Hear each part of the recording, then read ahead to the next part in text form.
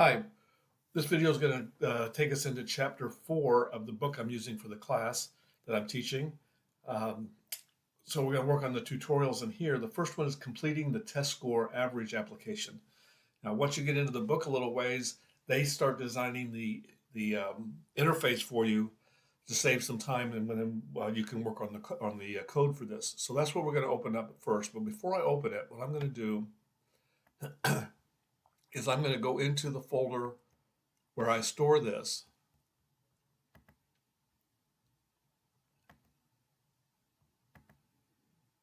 And that's where I'm going to put these files that I'm going to be using on here. I'm going to do the first one here, and then I may have to come back in and get the other one. So I'm going to go to my source code for chapter 4, and the program we're using on this one is called Test Score Average. So I'm going to get that and copy it, and then go to where I want to save this here and paste it in.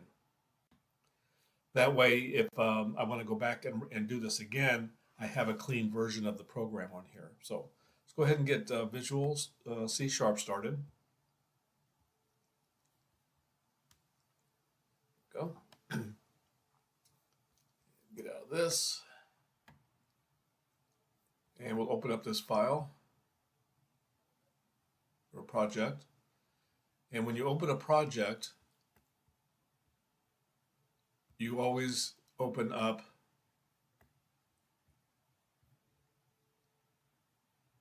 oh, I went to the wrong place here, sorry. I go to my example code, chapter 4, 2025, test score. You always open up the SLN that's located there. Now, what I ran into on here, you'll notice that be an error at the top. As soon as this gets going here, usually the first time, if you didn't have Visual Studio open, there's the error message. The first one's the scaling, which I'll do in a minute. But this is the error message here that the test score average targets .NET 6.0, which is no longer supported and will not load in the Windows Forms Designer in future releases. I'm using .NET 9, but this doesn't know that because it was compiled under .NET 6. So this will still run. I'm just going to X that out. And then the scaling, consider opening. And so this one won't let me reset it to the 100 because it was created by them, not by me. So we'll just have to use it the way it is here. So we're going to go ahead and get started with this. What we want to do is just add the code in here. And for this particular one, we want to add the 3 test scores and then divide by 3. So we've already done this, but the other piece of it is that if the average is greater than 95, then we want to have a message box displayed saying congratulations on getting the good score on this. So we're going to go ahead and get started. I'm going to double click on the calculate average. And we'll go into the design or the form 1 on here and enter the code for this. Now, one of the things I don't like the way the book does it is that they put constants inside the methods. And yeah, that's great because this is the only place it's going to be used. But if you do that and later on you split it out, do some other things, the constant's not available to other methods. So we're going to put it up here instead. So it's const double, it's going to be called high score, and it's going to be equal to 95. So let's go into the code. We're going to use a try catch on this. So we're going to do a try. And a curly brace. And then in here, we're going to declare our variables we need. They're all going to be doubles. So we have test 1, test 2, test 3, and average. Okay. Then we need to get the values from the text boxes. So test 1 will be equal to double dot parse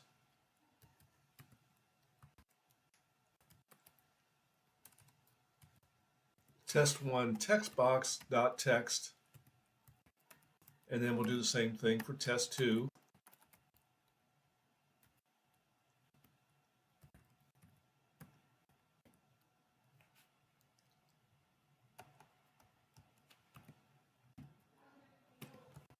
And then we'll do the same thing for 3.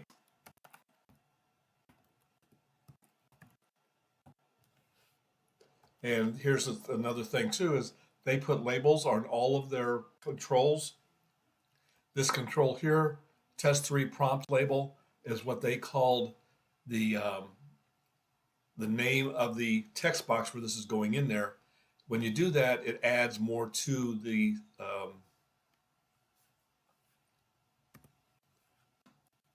list on there and makes it a little bit harder to get things to work right. So, test box dot text, left that off of there. Okay, so now we need to right here, there we go. Calculate out the average. So average is going to be equal to the quantity of test1 plus test2 plus test3, and that's divided by 3.0. Okay? And we just need to put this into the output label. So average label dot text is going to be equal to average dot toString. We're going to forward this to N1. Now what we want to do is we're going to put in an if statement in here that's going to display a message if our average is greater than high score, which is our 95. So if average is greater than high score,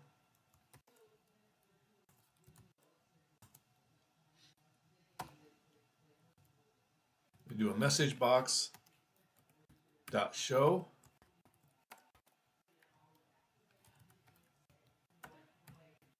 congratulations, exclamation point, great job, exclamation point. Okay. Oops, and then we don't have an else on here, so what we want to do is drop down to the end of our try to put in our catch. Catch is going to be exception EX, curly brace to start it, and it's going to be our message box dot show EX dot message. Okay. So that's all that. We need to do our clear button. So we have a clear button on there. So this is be down here. This ends the method there. So down here, oh, wait a minute. It's just easier if we just go ahead and go in here. That way we don't have to remember all the stuff that has to go in there. And there we go. So it's all the way down below there. So now what we want to do is in here, we're going to just do our test1 text box dot text equals quote quote. And that's not supposed to go up there. Must have accidentally.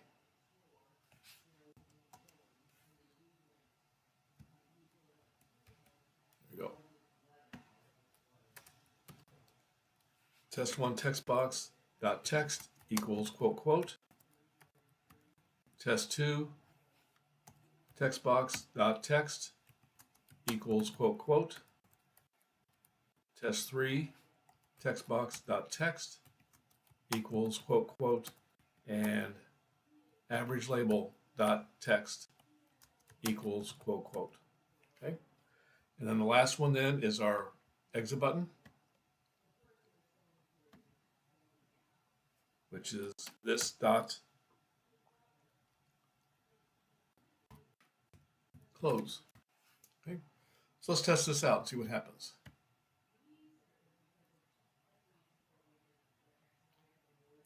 Takes a minute to get up to running.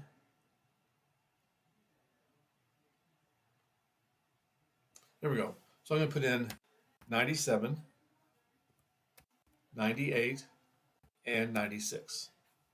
Calculate average, and we get 97.0, and congratulations, great job. Okay, so let's clear all that. We'll try to do this one more time. The clear worked. Put in 85, 93, and 94. Click on calculate average. We get a 90.7, but notice there's no message box that goes along with that. Okay. So go ahead and exit out. Everything worked. Great. So I hope that helps you out on the beginning part of if statements. We're going to do one more in here, completing the payroll with overtime application. So what we're going to do is we're going to open up that file. Actually, what I'm going to do is I need to copy it first.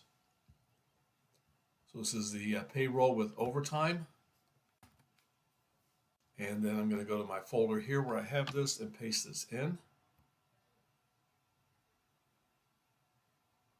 There we go.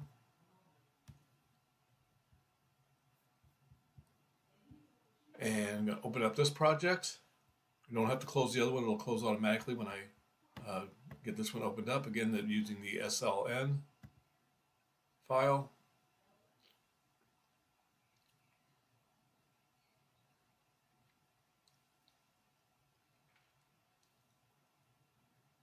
There we go. I got the error messages again. I'm going to go ahead and just cancel those out on there. So in this one, we're going to enter the hours worked and the hourly pay rate, and it will calculate out the gross pay. And it will do this with the option of, if there is overtime, to calculate out what that will be. So the base pay is going to be the hourly pay rate times 40. Overtime hours are hours worked minus 40. And then overtime pay is the overtime hours times hourly pay rate times 1.5. And then the gross pay is the base pay plus the overtime pay. Okay. Now, if there is no overtime, so if the hours worked is not greater than 40, then the gross pay will be equal to the hours worked times the hourly pay rate. Okay.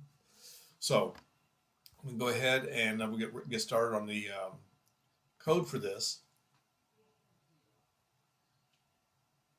And if you're following along in the book, it has the interface and what they called all this stuff and everything, so you can see all that. Okay, so again, we're going to double click on the calculate gross pay. There. Go in here, we're going to use the try catch again.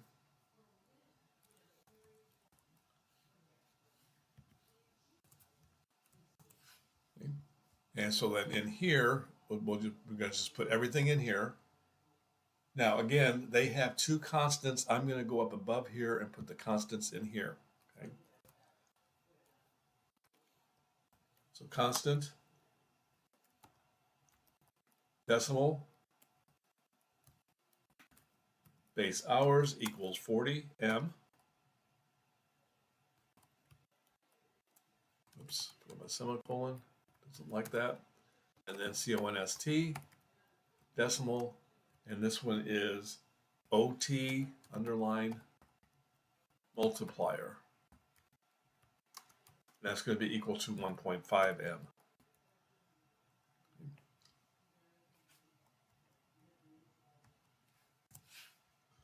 So let's go back down to our try.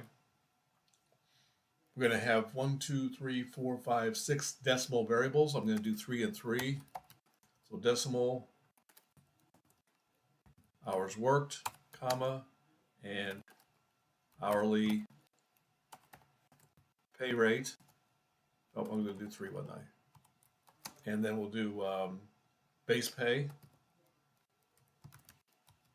And then in the next line, decimal, we'll have overtime hours, overtime pay, and gross pay. Book separates these into individual lines so you can put comments on there, but hopefully people who look at this realize that hours worked are the hours that they worked. Hourly pay rate is what they get paid per hour, so you don't have to put comments in there for those. Okay, so we need to calculate out the hours worked. and hours worked are going to be now calculated. We got to get them out of the text boxes. So decimal dot parse hours worked text box dot text, and then hourly pay rate will be equal to decimal dot parse hourly pay rate dot text hourly pay rate text box dot text hourly pay rate text box dot text. Okay. So now we need to determine if we have overtime or not. So we're going to use an if else for this. So if, and let me put a space in there. If hours worked is greater than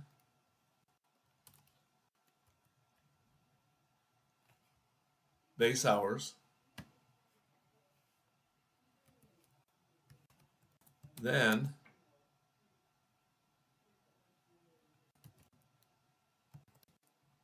base pay is going to be equal to our hours worked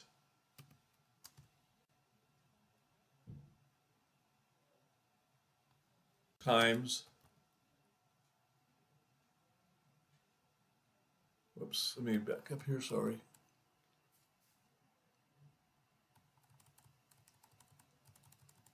Our base pay is going to be equal to hourly pay rate times our base hours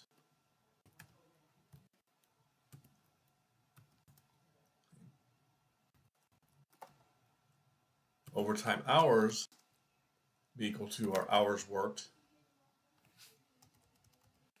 whoops, minus our base hours, and then overtime pay, again,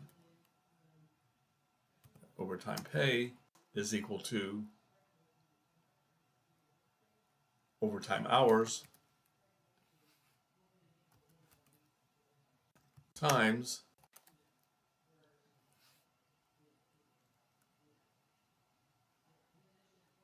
I'll find it here.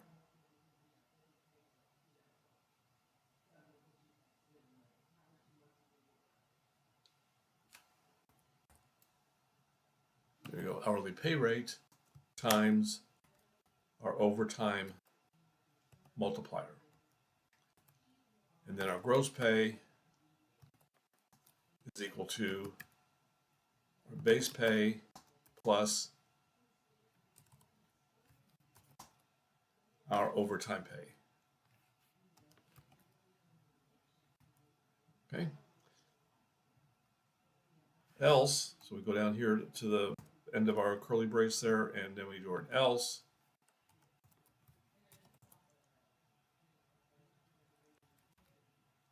Gross pay is going to be equal to our hours worked times our hourly pay rate. Okay, that ends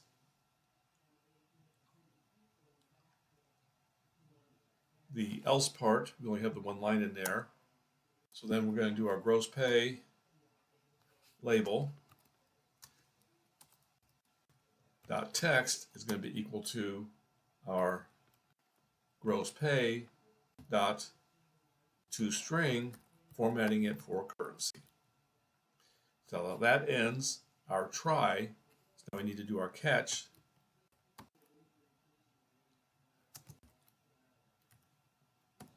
Catch exception EX. And then here we're going to do message box dot show ex dot message. Okay. That takes care of all that.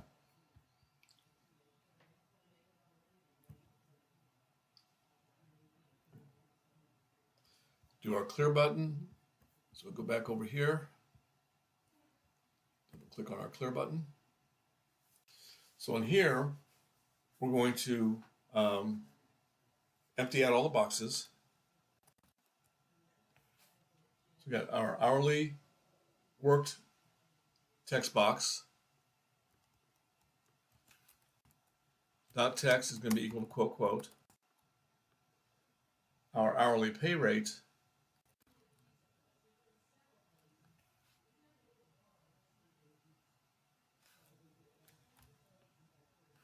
go. Well,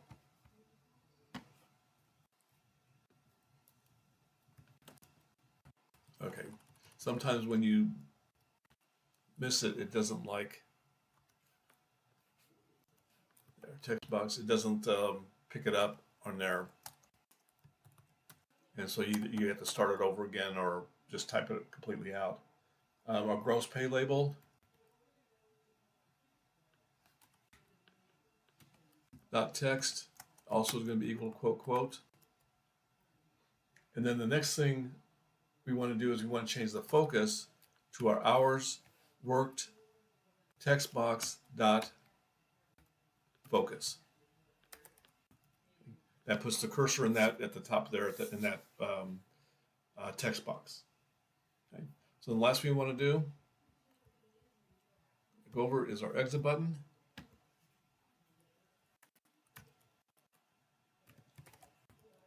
This dot closed. Okay, so let's go ahead and run this and see what happens.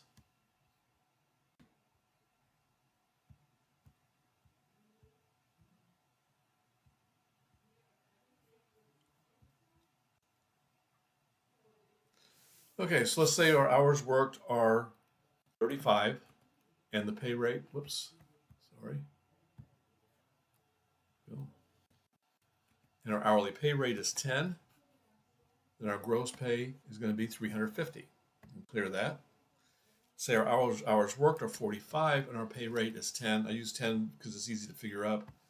Okay, it's going to be 475 because it's the 450 plus 1.5 of the 45, which gives you the 25 on there.